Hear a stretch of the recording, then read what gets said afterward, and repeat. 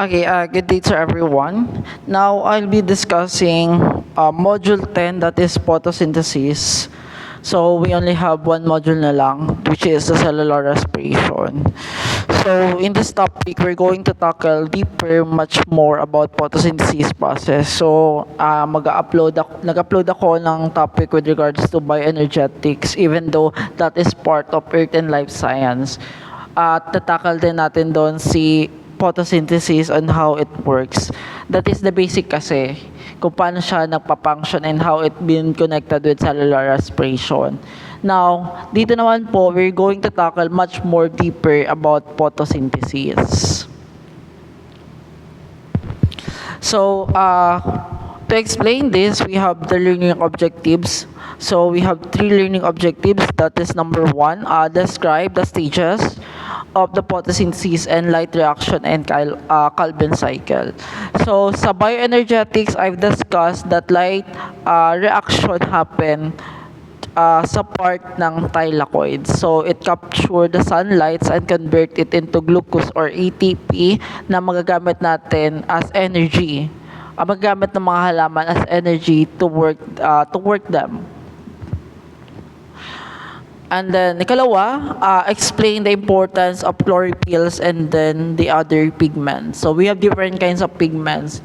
Carotenoid is the other pigments with different colors. But I discussed last time that chromophyle also responsible for other pigments beyond the green color. Thirdly, explain why photosynthesis is a redox reaction.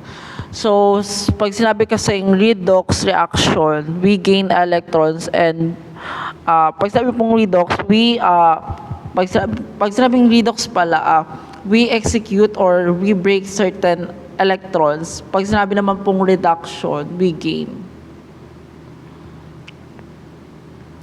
Okay, what is photosynthesis? Again, when we say photosynthesis, it is a chemical reactions or process which occur in plant using light energy. So we use light to convert it to a certain amount of glucose. In photosynthesis, the main ingredients or 3 main ingredients na nilid natin is the water, carbon dioxide, tsaka si sunlight. So, where carbon dioxide and water produce glucose and oxygen. The ultimate source of energy on Earth is the sun.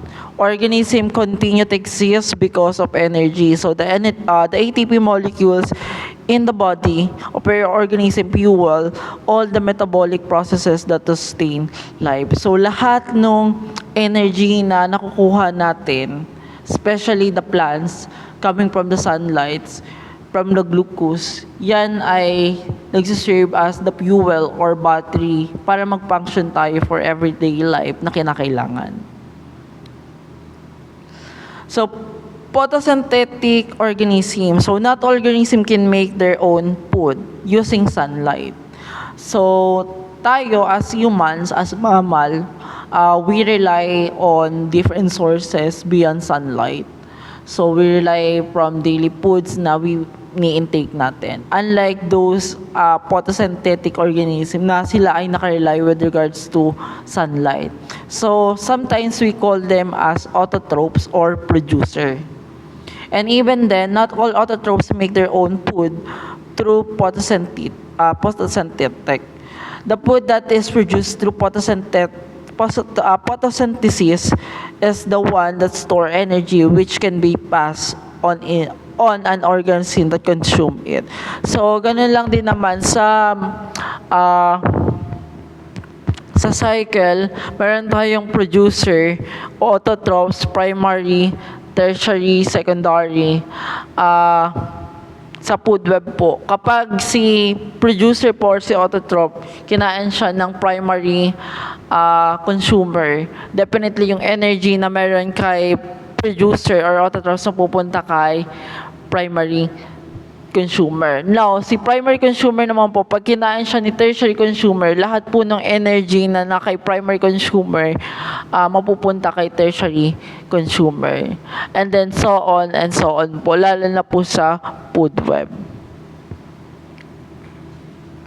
Photosynthesis, plant and animals are similar in their use of energy within the cell for energy transformation. We use ATP. So we are also the same on how animals or plants use certain molecules. Tayo ay gumagamit ng ATP to convert it to energy. So si ATP kasi kinoconsider siya as energy currency. So the photosynthesis chemical process which occur in plant using light energy where carbon dioxide and water produce glucose and oxygen. Again po, with regards to photosynthesis, we have two products. Ang main product po natin is si glucose. So si glucose po, that is a monomers of simple sugar. Kasi, 'di ba, kapag si carbohydrate, binreakdown natin into smaller pieces, magkakaroon tayo ng sugar. Now, si sugar, kapag binreakdown natin into small unit, magkakaroon tayo ng glucose. So, byproduct po again ni photosynthesis ay oxygen. Ang main product is the glucose. The location of photosynthesis in most plant, photosynthesis occur in the green areas of the plant. The internal structure of the leaves includes the mesophyll tissue which contains cells that are specialized for photosynthesis. Carbon dioxide and water are the materials necessary for photosynthesis occur. So parang human intergrumentary system lang to. Yung sa balat ng halaman sa dahon, yan po ay may different layers. Kung tayo, meron tayong outer layer or epidermis, dermis, ganun din po sa halaman. Meron silang kinoconsider as mesophyll, which is most mesophyll tissue, sila yung responsible cell or specialized cell to function photosynthesis, especially in capturing carbon dioxide, water, and then sunlight. So how does it work? Plant cells have chloroplasts that contain chlorophyll, a green pigment that lends green color to the plants. Chloroplasts are the food producer of the cell. So chloroplasts convert the sunlight, every energy into sugar, so glucose and other carbohydrates, so which can be used by cell. The process of creating foods using light energy is called photosynthesis. Again, si photosynthesis ay kinoconsider siya as chemical processes, which is we convert lights into energy or foods na pwedeng gamitin ni plants.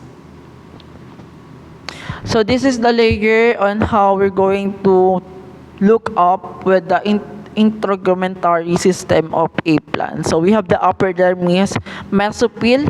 Sa mesophyll part, dun po natin makikita si chloroplast, which is responsible for capturing sunlights. Okay? Sa loob po kasi ni chloroplast, meron po tayong tinatawag na thylakoids. Si thylakoids po, it just this shape po na parang bilog lang na nasa loob ni chloroplast, which is yun po talaga yung responsible para mag-capture ng lights. And then the lower epidermis. Okay, the process of photosynthesis, ang first researcher natin dito is si John Baptista van Helmont, a Flemish physician, chemist, and physicist, discovered that water significantly contribute to the growth of plants. So, sa research niya po kasi, gumamit siya ng halaman at araw-araw niya dinidigan yung halaman yon, and then he observed that yung amount ng water na dinidilag dun sa halaman, nakaka-apekto siya with regards to growth and weight of a plant. So, ibig sabihin, may kinalaman si water with regards of plant, with regards of the process of photosynthesis. At napatunayan po yun ni John Baptista. At the end of this period, he discovered that the tree had increased in mass by 74 kg without any significant difference in the mass of the soil. He concluded that the water was the source of extra mass and plant source of life. So, ganito po. Same po rin yung mass nung mismong soil, but the difference is, araw-araw niyang dinidiligan yung mismong halaman. Now, later on, binalikan niya yung halaman na yun hanggang sa lumaki na yun. Same pa rin naman yung amount of soil, but the difference is, yung mismong mass ng mismong halaman is nag-increase. At na-conclude niya yung mismong water ay may kinalaman with regards to the growth of a plant. Next one po, si John Ingenhousz and Joseph Presley demonstrate that light was essential for plant to make oxygen. So oxygen was first discovered in 1772 by Carl Wilhelm Scheele. So si Presley po, experiment mouse left alone in a sealed jar, and then wala pong oxygen yon. Nakaseal lang po yung jar na yon with a mouse inside. So, Presley initially thought that process in plants purifies the air for animals, and the plants exposed to sunlight create better composition of air. So, ganito po ang mismong experiment niya, para mas madaling maintindihan. Yung isa po, halaman lang yung laman, yung isa po ay mouse lang, at yung isa po halaman na may mouse. Now, as per his observation on Douglas po na wala pong halaman, namatay po yung mismong mouse, even though nakasealed pa yan. While din naman po sa mouse po na may halaman, even though nakasealed yung mismong jar na yon, nabuhay pa rin yung mismong mouse kasi nga mayroong nag-purify sa air mismo na nasa loob, or mayroong nagbibigay ng oxygen. That's why na-conclude ni Presley na yung oxygen, it has a vital role with regards, yung mismong plant, it has a vital role with regards to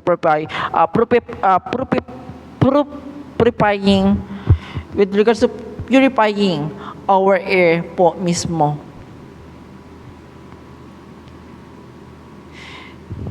Ingenhousz made a distinct experiment for a small green aquatic plants in transparent container of water. He observed that gas bubbles to be present around the green parts of the plant when there was a light. When the setup was placed in dark, no bubbles were formed. So, ibig sabihin, si Ingenhousz po, siya naman yung nag-trigger out with regards to sunlight, na mayroong kinalaman si sunlight sa pag-produce ng oxygen ni mismong plants. So now, based dun sa 3 researcher natin, yung una, yung water po, sa photosynthesis, meron siyang kinalaman at nabigyan siya ng hustisya or better explanation ng first researcher natin. Yung ikalawa naman is yung oxygen na nilalabas ni plants.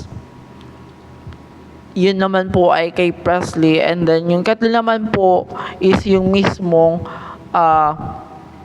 sunlights, na meron palang kinalaman ang sunlight with regard to photosynthesis, especially in creation of oxygen. A Swiss minister named Jean Sennebier discovered the growth of plants accompanied by uptake of carbon dioxide. Now, ito naman pong last researcher natin, siya naman yung nakapag-tell ng mismong explanation na with regards to growth of plants, meron daw kinalaman si carbon dioxide. The process of photosynthesis take place with regards to reduction and oxidation, or yung tinatawag natin na redox reaction. So this chemical equation suggests that the movements of electrons from one molecule to another. So recall the concept of reduction and oxidation process. Pag sinabi pong oxidation, we lose certain electrons. Pag sinabi naman pong reduction, we gain.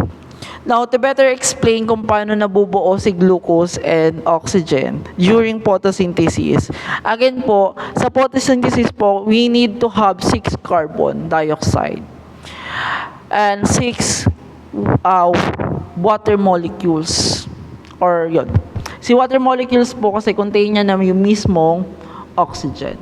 Now, kung i-multiply natin yung 6 carbon, magkakaroon tayo ng 6 carbon. Then 12 hydrogen and 6 oxygen, which is better for the composition to create glucose during ATP cycle. So magkakaroon tayo ng glucose as the main product of the photosynthesis and oxygen as the byproduct of a photosynthesis.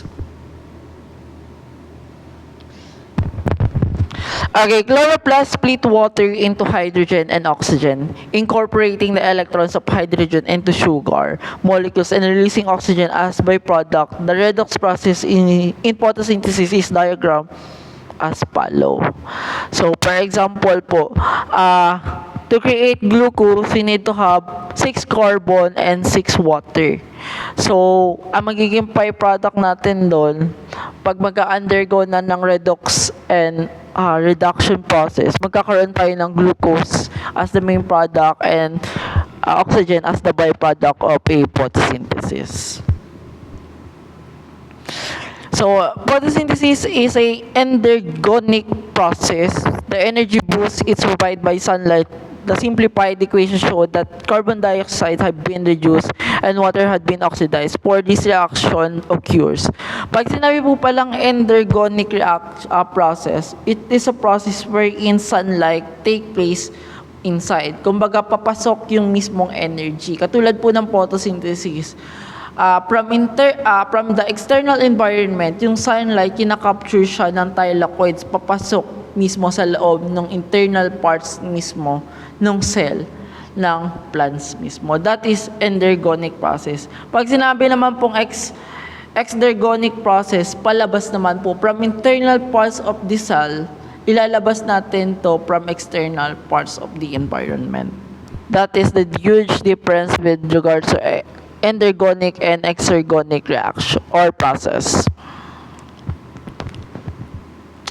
Okay, the role of NADP plus NADPH or nicotinamide adenine dinucleotide phosphate or NADP plus is a coenzyme found in most plants. It serves as an electron carrier during photosynthesis. So ito po ay nangyayari kapag binibreakdown po natin yung glucose into pyruvate. Now, ang mangyayari po muna kasi is magkakaroon tayo ng NAD+. Si NAD+ po, responsible po siya para mag-capture ng 2 electrons per each NADP. Kasi kung i-compute natin, magiging C6H8 and O6 lang po yung mismong product niya. Hindi magiging 12 yung mismong hydrogen natin. Na katulad ng makikita natin sa glucose. Now, si NADP and NADPH, sila yung responsible with that to capture the electrons of hydrogen during photosynthesis process para makapagbuo tayo ng mismong glucose. The electrons become excited by the photons and the water molecules is split into oxygen.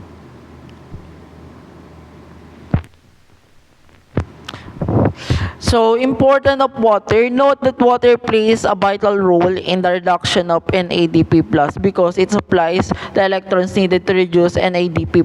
When water split, oxygen is released and both hydrogen ions and free electrons attach to the NADP+. So, 2 stages of photosynthesis, a preview. So, number 1, a process of photosynthesis having 2 distinct sets of reaction, which is discovered by physiologist F. Blackman in 1905 using the water plant Elogia, and at the test, organism Blackman discovered that Elogia gave of oxygen bubbles when exposed to carbon dioxide and water. He then counted the number of bubbles given in a fixed interval time, each several lights intensify. From his recorded data, he observed that the rate of photosynthesis did not increase with amplified illumination. So kahit yan ay illumination lang, hindi nag-amplified yung mismong rate of photosynthesis. So again po, kagaya po na na-discuss ko sa bioenergetics, light-dependent reaction happen inside the thylakoid mismo. Si thylakoid po, ina-observe niya yon at kino-convert niya yon into energy. So photons energize the electrons, inducing them to move down the electron transport chains. They release energy which is captured by ATP molecules. Energized electron are also taken up by NADP+ to become NADPH. Pag sinabi na nating NADPH, ito po ay may kasama na pong hydrogen electron. So, again po, kagaya po ng sinabi ko kanina, nangyayari po yung NADP plus at NADPH kapag kino-convert na po natin yung glucose into 2 carbon sugar, which is yung pyruvate natin. At yung sa pyruvate po natin na yun, magiging 4 po kasi yung mismong hydrogen natin. So, magiging NADPH na siya. Okay, Calvin cycle or the light independent reaction. Calvin cycle is named after Melvin Calvin, 1911-1997, who discovered the enzymatic reaction that reduced the carbon dioxide to a carbohydrates. This happened in stroma of the chloroplast. This stage as opposed to light-dependent reaction phase and occurring during both day and night. It is not dependent on solar energy. Again po, si light-dependent reaction happen inside the thylakoid. But si light-independent reaction naman po happen in the parts of a stroma. Sa light-independent reaction, hindi natin kinakailangan ng solar energy dito or sunlight. So kahit yan ay gabi, umaraw, nangyayari po si Calvin cycle. So again po, we have 2 process. Unang-una po muna kasi ang mangyayari sa process is yung mismong capturing light, which is mag-undergo tayo ng light-dependent reaction. Now, yung byproduct natin doon na ATP or NADPH, mapupunta yun sa Calvin cycle para makapag-release tayo ng energy. So, which means kapag nakapag-release tayo ng energy from ATP, magiging ADP na lang siya. Now, kailangan natin mag-add ng isa pang phosphate para maging ATP. So, ang tawag natin sa process na yon ay phosphorylation process. Okay, importance of pigments and photosynthesis. In plant, chlorophyll A and chlorophyll B have prominent absorption rules as pigment chlorophyll A and B differ in structure and function. Chlorophyll A plays a more important role as it is one of the direct absorbed light's energy. In contrast to chlorophyll B, it is considered as accessory pigments because it is transfer only the absorbed light energy to chlorophyll A. So, pigment po, chlorophyll is a green pigment because this is the only color that most plants do not absorb. Kaya nagiging green. Pero kapag beyond green naman po ang kulay na kinalalabasan ng halaman, ang may kinalaman na doon is the chloroplast or carotenoid. So another common pigment also plays an accessory role. It is the shades of yellow, orange, because against this color are the ones that are reflected back to our eyes. It absorbs only violet, blue, and green, range during autumn in most temperature regions. So, electron flow in the light-dependent reaction. Chlorophyll A, chlorophyll B, carotenoid make up a pigment complex called the photosystem. So, we have different types of photosystem. We have photosystem 1 and then photosystem 2. But in plants po, parati po nauuna si photosystem 1, si photosystem 2 bago mag-photosystem 1. The light-dependent reaction in the photosynthesis uses the 2 photosystem, which is the photosystem 1 or tinatawag natin na PS1 and then photosystem 2 or PS2. So, ganito po ang process. Si carotenoid, iba-bounce back niya yung na-absorb niya na energy from chlorophyll B. Then, iba-bounce back ni chlorophyll B yung energy na nakuha niya kay carotenoid papunta kay chlorophyll hanggang sa makapag-produce ng energy at the center. So, ganun pa rin mismo ang ating process. Yun lang po and then thank you.